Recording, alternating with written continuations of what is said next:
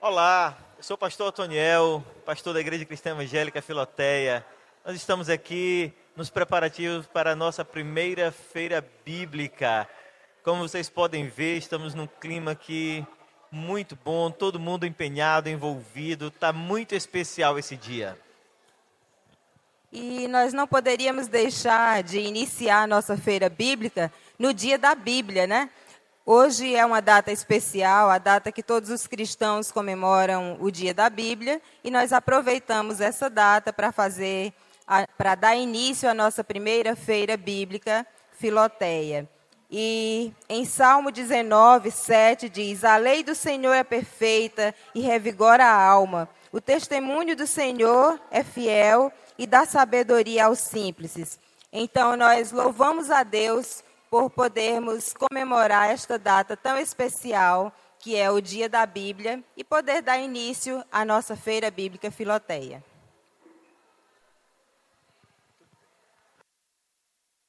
Nós temos no nosso roteiro, primeiro a turma do maternal, depois a turma dos primários, logo em seguida juniores, depois nós temos adolescentes, jovens e adultos. Nós vamos seguir exatamente o nosso roteiro. Então, todos atentos para dar início à nossa apresentação.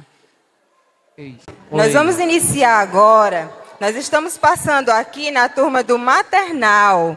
E nós temos uma turma linda aqui. Todos estão ansiosos para falar o que eles estudaram. O que eles estudaram durante esse período.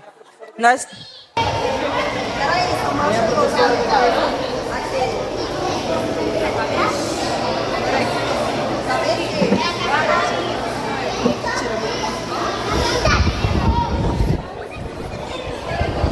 a professora dele.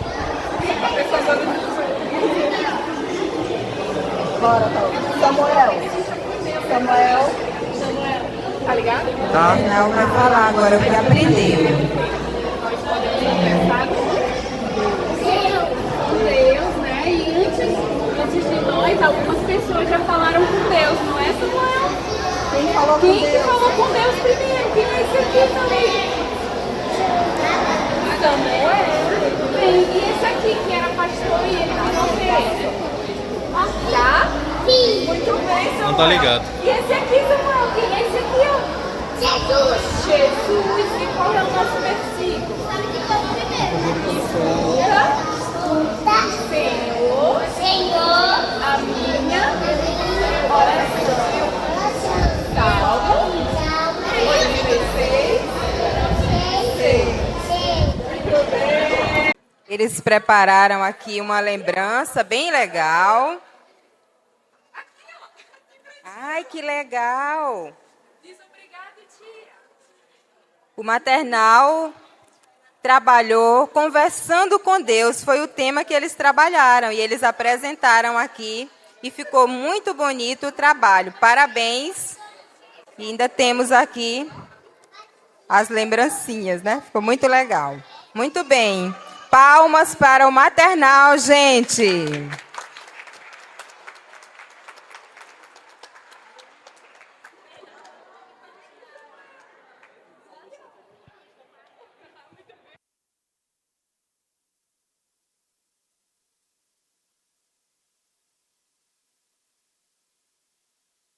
Agora nós vamos seguindo aqui o nosso roteiro. Vamos passar aqui na turma dos primários. E nós vamos observar aqui que os primários estiveram estudando sobre o começo da igreja. Então, as professoras estão aí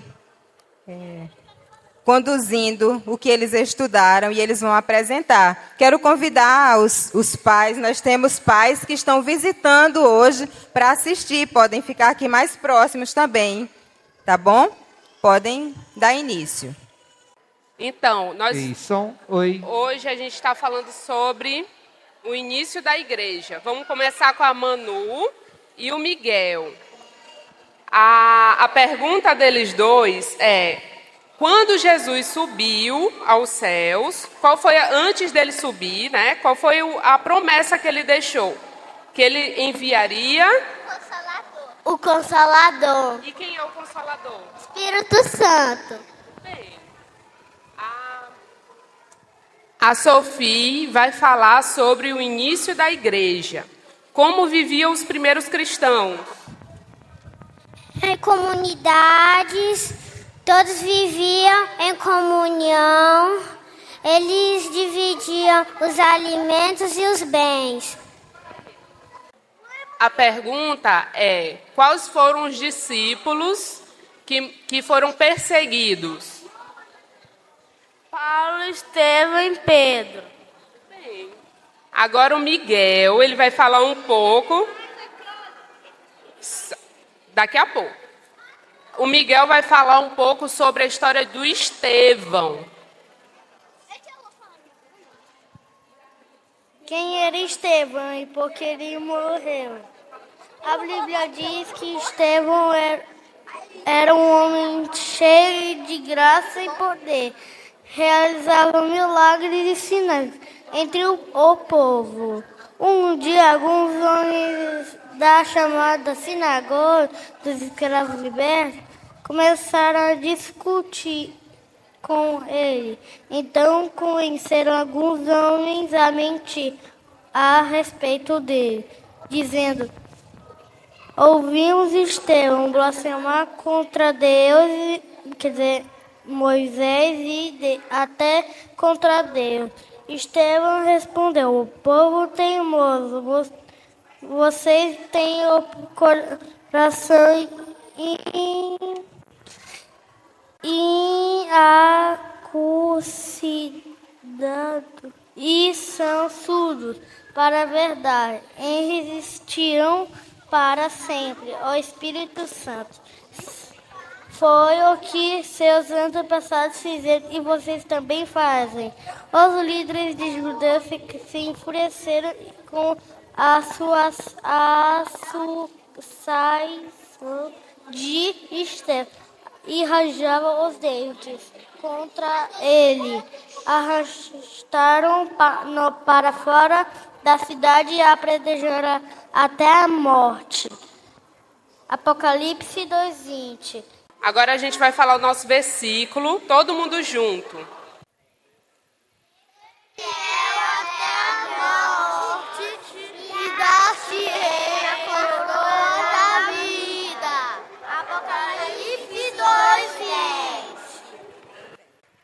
Agora nós vamos acompanhar a turma dos juniores. Os juniores estão por aqui. E os juniores, eles estiveram esse período estudando sobre o super livro, que é a Bíblia Sagrada, né? Então, eles prepararam um material muito interessante para apresentar agora. Podemos começar. Nos últimos meses temos estudado a nossa revista, que é toda a estrutura da Bíblia, os livros, as suas subdivisões, o Antigo Testamento, o Novo Testamento, e eles estudaram a fundo para fazer uma bela apresentação para a gente. Bom dia, irmãos. Agora a gente vai fazer as perguntas sobre o que nós estudamos, sobre a Bíblia, e as crianças vão responder. Davi, nos fale sobre a Bíblia. De onde a Bíblia veio? A Bíblia de Deus, a Bíblia Sagrada é a palavra de Deus aos homens. Muito bem, a Bíblia Sagrada é a palavra de Deus aos homens. Davi, em quais línguas a Bíblia foi escrita? No Antigo Testamento foi hebraico, aramaico, e no Novo Testamento foi no grego koiné. Muito bem. Quantas pessoas escreveram a Bíblia, Davi? 40 homens. Em quanto tempo a Bíblia foi escrita? No período de 1.600 anos. Muito bem. Quantos capítulos a Bíblia tem? Cerca de 1.189 capítulos. Certo. E quantos versículos? Cerca de 31.100. Muito bem. Agora nós vamos perguntar para o Arthur, ainda sobre dados gerais sobre a Bíblia, tá? Arthur, quantos livros a Bíblia tem? 66 livros. Qual a divisão desses 66 livros? Qual a divisão? Quantos livros no Antigo Testamento? 39 livros ficam no Antigo Testamento e 27 ficam no Novo. Certo. Os livros da Bíblia estão divididos em quantos grupos? 10. Qual o grupo que você vai falar e quais os livros? Grupo da Lei. Fala de novo. Grupo da Lei. Livros? Que os livros são Gênesis, Êxodo, Levítico, Números, Deuteronômio. Certo, muito bem. Thalia. Cadê Thalia? Thalia, quais são os livros históricos? Josué, Reis, Ruth, Samuel, Reis, Crônicas, Esdras, Neemias, Esther. Certo. E os livros poéticos? Jó, Salmos, Provérbios, Eclesiastes e Cantares. Ok. Iruque, quais são os profetas maiores? Isaías, Jeremias, Lamentações, Ezequiel, Daniel. E os profetas menores? Oséias, Joel, Amós, Abadias, Jonas, Miqueias, Naum, Abacuque, Sofonias, Ageu, Zacarias, Malaquias. Ok. Thalia. Thalia não, desculpa, Ayla, vem para frente, Ayla. Quais são os livros que compõem os evangelhos? Mateus, Marcos, Lucas e João. Certo. E qual o livro histórico? Atos. Certo. João, fala para a gente quais são as cartas de Paulo. Romanos, 1ª e 2ª Coríntios, Gálatas, Efésios, Filipenses, Colossenses, 1ª e 2ª Tessalonicenses, 1ª e 2ª Timóteo, Tito e Filemão. Certo, muito bem. Heloísa, fala para a gente quais são as cartas gerais. Hebreus, Tiago, 1 e 2 Pedro, 1ª e 2ª Pedro, 1ª, 2ª e 3ª João, Judas. E qual é o livro da Revelação? Apocalipse, o livro profético. Certo. Como vocês podem ver, nós fizemos aqui uma Bíblia, a turma, né? Eles fizeram uma Bíblia onde tem essa divisão que eles acabaram de falar, tá? Depois os irmãos podem olhar mais de perto aqui a nossa Bíblia, que foi montada com muito esmero. E agora a gente vai falar o versículo, vem todo mundo para cá. Toda a Escritura é inspirada por Deus e útil para o ensino, para a repreensão, para a correção e para a educação na justiça. 2 Timóteo 3,16. Amém. Muito bem, parabéns. Foi um trabalho muito bonito. Podem focar também aqui, nos livros da lei, no rolo, onde eles trabalharam também. Ficou bem interessante. E agora nós estamos passando aqui para a turma dos adolescentes, onde estiveram trabalhando com grande afinco, e eles estão estudando sobre guerra, né? A revista deles é sobre guerra. E eles vão falar agora o que eles estudaram, vão apresentar aí o trabalho deles. Bom dia, meu nome é Marcos, para quem não me conhece, e como vocês podem ver em nossa mesa, nós vamos falar sobre guerra. O que é guerra? Guerra é quando povos guerreiam entre si, em prol de alguma coisa, entendeu? Mas só que nós cristãos não vivemos essa guerra. A guerra que vivemos é a guerra espiritual contra a carne, especificamente contra Satanás. Bom dia, para quem ainda não me conhece, me chamo Isabelle e eu vou falar, comigo vocês vão conhecer quem é o Joel. O Joel é o personagem da nossa revista, onde ele faz perguntas ao autor, perguntas que nós faríamos ao autor. Então ele pergunta e o autor responde, perguntas sobre por que a vida ficou mais difícil depois que nós nos convertemos.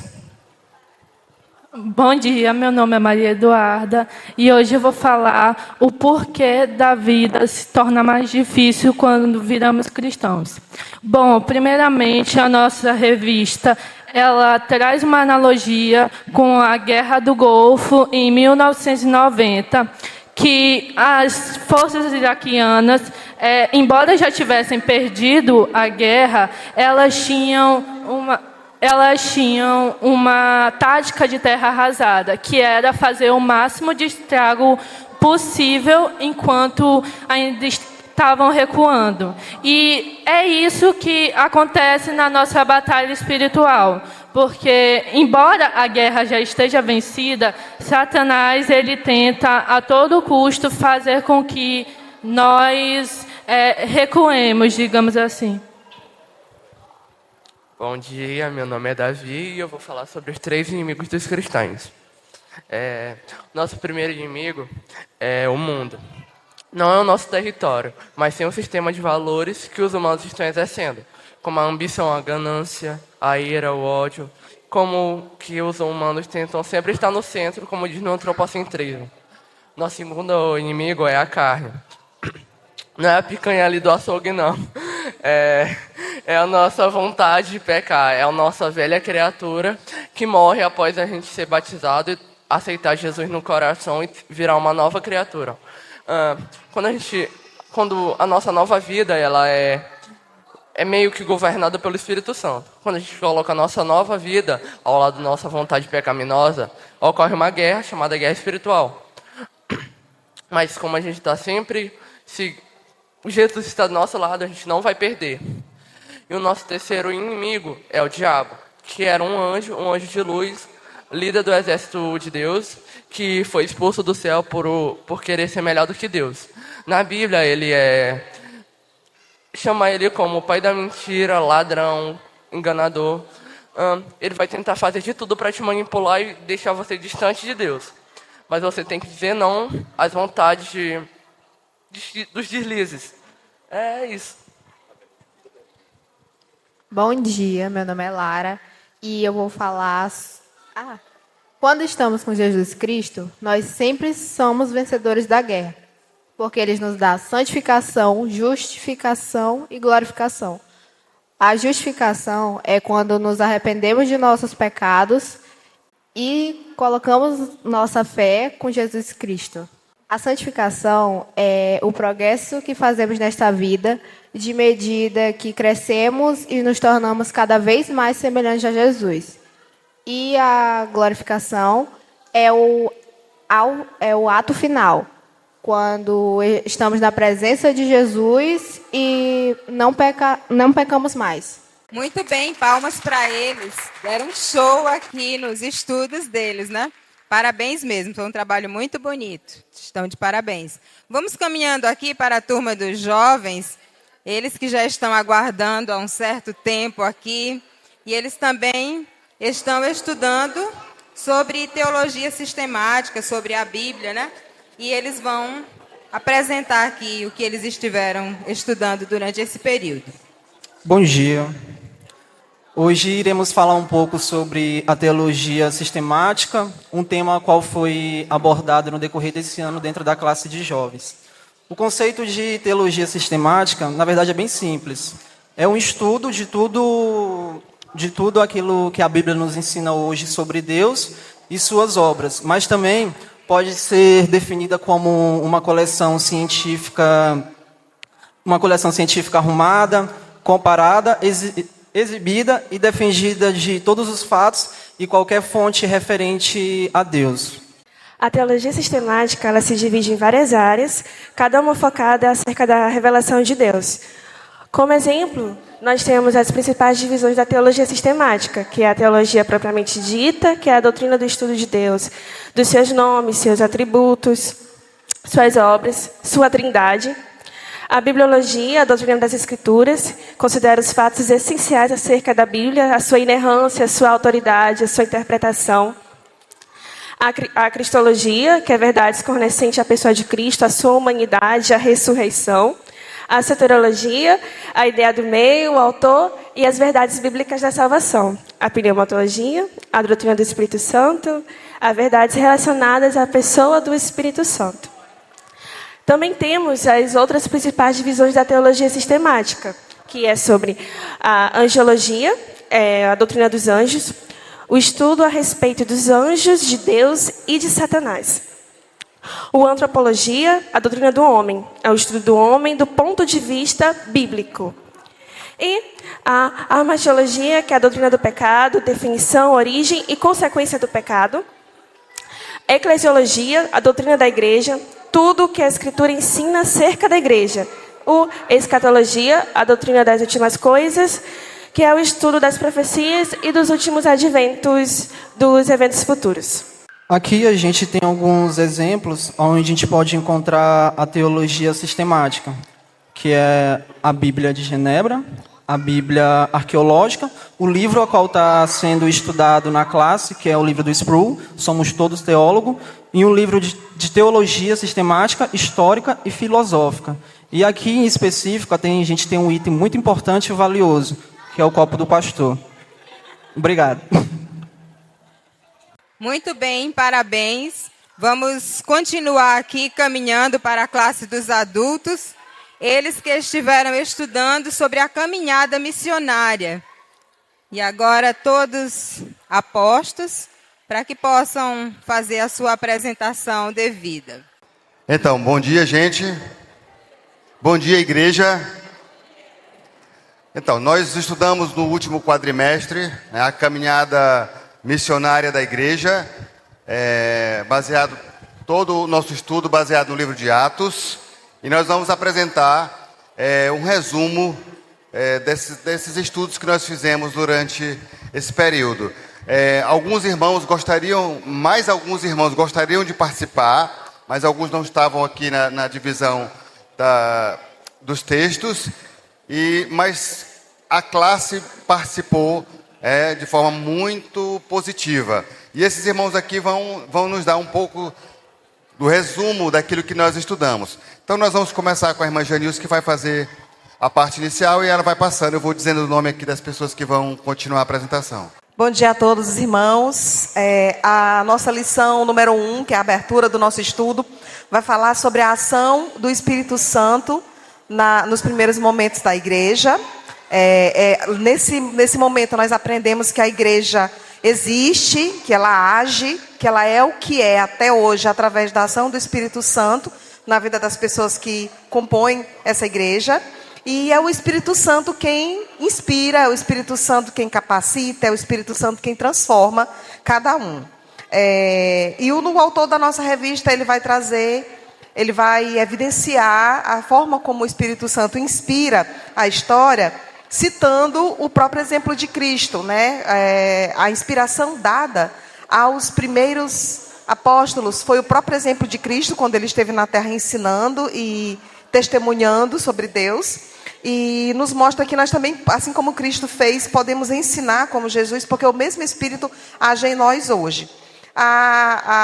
O Espírito Santo também, ele invade a história, e o autor da revista vai falar que vai trazer o exemplo de Pentecoste, quando o Espírito Santo se manifestou sobre aqueles presentes no dom de línguas faladas, né? O mesmo Espírito Santo que agiu naquelas pessoas, capacitando e oportunizando para que outros pudessem entender o Evangelho, também age em nós hoje, nos capacita, nos torna aptos para fazermos a mesma obra.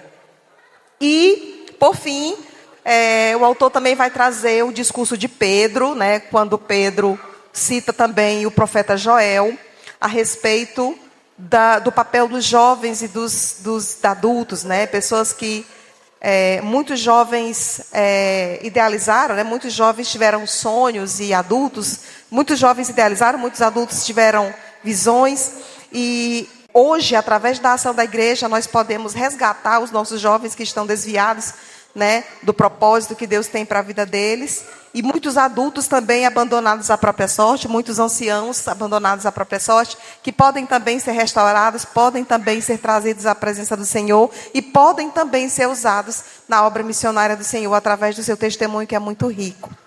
Bom dia. Eu vou falar sobre o testemunho cristão e missões. Tem uma leitura que está em Atos 2:42 que diz assim: e perseveravam na doutrina dos apóstolos e na comunhão e no partir do pão e nas orações. Esse era o comportamento, né, dos nossos irmãos antepassados e que é um exemplo a ser seguido e um comportamento que deve ser adotado pela igreja, né? O prazer de estarmos juntos, reunidos e de dividir aquilo que nós temos. Muito obrigada pela atenção.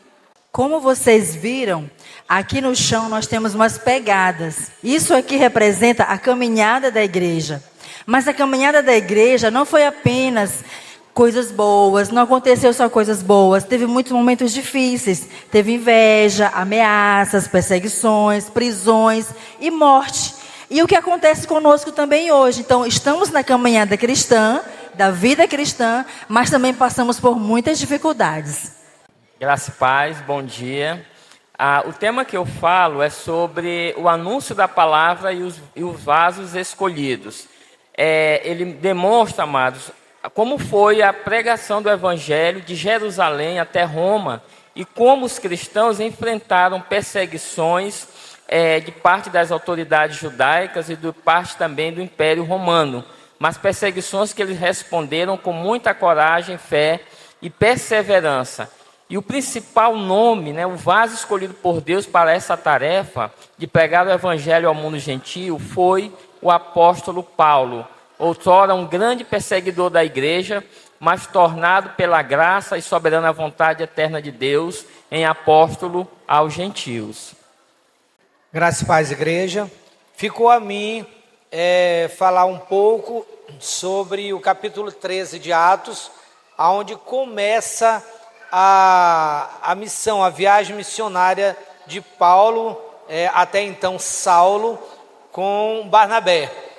Ali a gente vê que ainda existia muitas barreiras, como existe ainda hoje, mas ali começou a quebrar as barreiras, né? E o Espírito Santo, né, tirou aqueles 2 homens escolhidos, né, por ele, para levar a palavra, tirando ali de Antioquia e levar às outras cidades. A gente vê ali a quebra, né, de barreiras, de muitas dificuldades, porque esses 2 homens, como sempre, jejuando, né, e orando, foram escolhidos pelo próprio Espírito Santo para começar a levar essa palavra aos 4 cantos da terra. Bom dia, igreja, irmãos. Dando continuidade, eu me chamo Hélio e nessa caminhada missionária da igreja, a gente vendo uma visão panorâmica do livro de Atos, nós podemos perceber que apesar das diferenças geográficas, culturais e teológicas, a igreja ela conseguiu manter a sua unidade de pensamento e de propósito. Tarefa que não foi fácil para os nossos missionários, Paulo, Barnabé e demais companheiros. Adversidade, lutas, contratempos, e o que a gente pôde perceber que no momento em que a igreja mais sofria perseguição, mais dificuldade, por conta dos falsos ensinos que queriam adentrar, aí a preocupação e do cuidado e do pastoreio de Paulo diante para visitar essas igrejas. E alguns ensinamentos que a gente traz para nós e algumas verdades para guardar no coração. Que quando Deus levanta homens, no sentido de homens e mulheres, para um propósito, para uma missão, Ele os capacita, Ele os orienta, e para isso, Paulo, com os demais companheiros, eles entendiam que para essa missão, para essa unidade, precisava haver submissão, obediência e, sobretudo, convicção do propósito do chamado que eles tinham. Então, acima de tudo, o propósito maior, que era o quê? Da igreja, fazer discípulos. E essa era a missão, porque Paulo entendeu o seu propósito. Então, manter a unidade da igreja. E aí eu faço a pergunta para nós. Tarefa fácil não é, né? Mas o que nós, como igreja cristã Filoteia, estamos fazendo para manter a unidade da nossa igreja? Novamente, aqui no capítulo 16 do livro de Atos, essas barreiras continuam sendo superadas, e já Paulo, já não sendo mais Saulo, e sim Paulo, já com Silas, se preocupa em levar essa palavra segundo o que já havia sido escrito pelos apóstolos. Então, nessa passagem aqui, a gente vê nitidamente a preocupação com as Escrituras e de acordo também levado pela vontade do Espírito Santo. Esses dois homens levam a outras cidades, Frígia, Galácias e outras, com a nítida preocupação de não haver nenhum tipo de adulteração na palavra de Deus. Bom dia, graça e paz do Senhor Jesus. Continuando nessa obra missionária de Paulo, né, eu quero ler aqui no livro de Atos, no versículo 17 ao 21. Em Mileto fala aos presbíteros da igreja de Éfeso. De Mileto mandou a Éfeso chamar os presbíteros da igreja. E quando se encontraram com ele, disse-lhe: vós bem sabeis como foi que me conduzi entre vós em todo o tempo, desde o primeiro dia em que entrei na Ásia, servindo ao Senhor com toda a humildade, lágrimas e provações, que pelas ciladas dos judeus me sobrevieram. Jamais deixando de vos anunciar coisas alguma proveitosa e vou-lhe de ensinar publicamente também de casa em casa, testificando tanto os judeus como a gregos arrependimento para com Deus e a fé em nosso Senhor Jesus Cristo. Bom, aqui a gente vê a maneira como Paulo pregava, né, o evangelho naquela época, com toda a humildade, com lágrimas, com provações, mesmo em meio à cilada daqueles judeus. Mas a gente entende nos dias de hoje que continua, até hoje, né, a dificuldade, o trabalho é árduo, foi para aquele tempo e é para nossos dias atuais. Mas Paulo, ele não desanimou. Paulo continuou sendo aquele homem de pregar, de não ter medo, de estar ali pronto para tudo, né? E testificando também da palavra do Senhor, ali de casa em casa, fazendo já discipulado também, né? Ali já havia discípulos, né? Porque ele testificava da palavra do Senhor.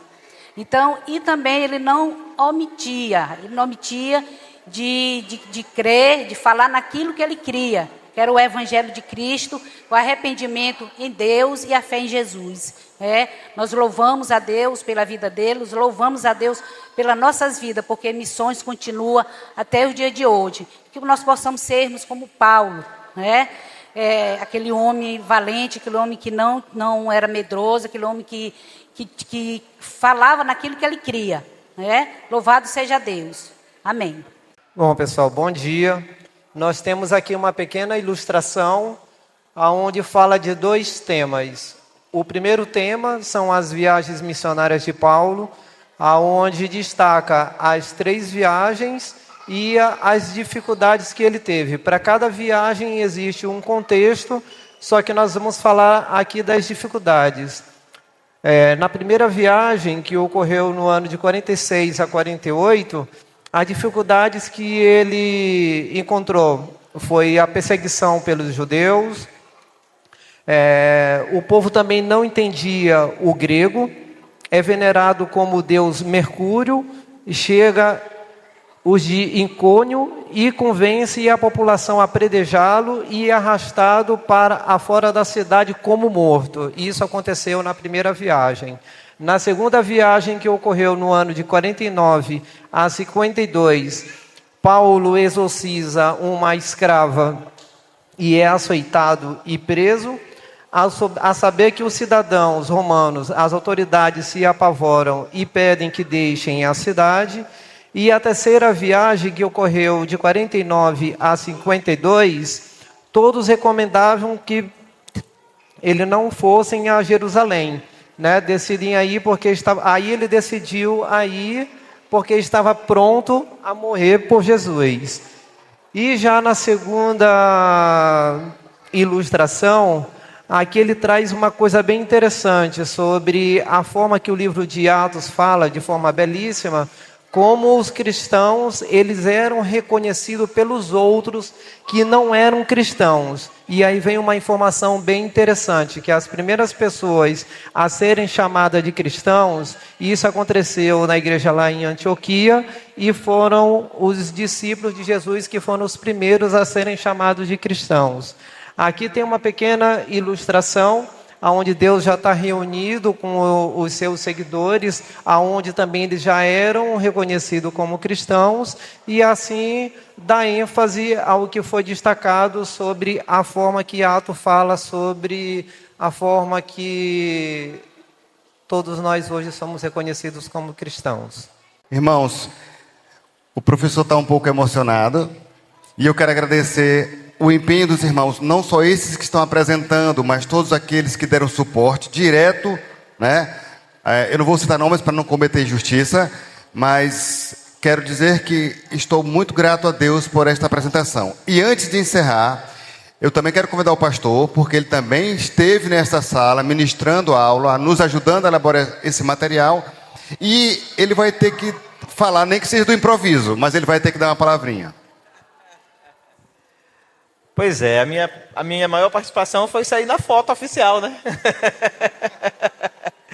Queridos, mas que bom, tudo maravilhoso e apresentações aqui excelentes, né? A gente viu como o conteúdo ele está presente na mente, está presente no coração de todos. Graças a Deus por essa turma, pelo empenho do irmão Jânio, irmão Ricardo, que tem se dedicado tanto. E de vez em quando eu passo por aqui para dar um apoio também. É isso, obrigado. Palmas para essa turma, gente. Foi um trabalho muito bem feito. E nós louvamos a Deus pela vida destes alunos também, que se dedicaram muito bem nos estudos. Nós queremos partir para o final e agora já queremos agradecer a todos que estiveram se dedicando esses dias no preparo dos estudos, no preparo dos estandes, em tudo que foi apresentado, em tudo que foi feito aqui neste dia. Hoje foi apenas o resultado de muitos dias de estudo, né, gente? Nós sabemos que o que os alunos e o que os professores fazem nas classes não é só o que aconteceu hoje aqui. É um tempo de estudo, um longo e cansativo tempo de estudo para que todos os alunos estejam ou estivessem hoje, né, preparados aqui, apresentando seus trabalhos, suas atividades e também bastante envolvidos. Todo esse estudo parte da Bíblia Sagrada. Nada aqui é aleatório. Por isso nós decidimos fazer esta feira no Dia da Bíblia, para homenagear essa data e também louvar ao nosso Deus, porque nós temos o privilégio de servir a Ele e temos a palavra dEle conosco, né? Vou passar para o pastor fazer as considerações. A vocês que estão nos visitando, a todos os demais, obrigado, graças a Deus por essa manhã de aprendizado, por esse tempo especial aqui.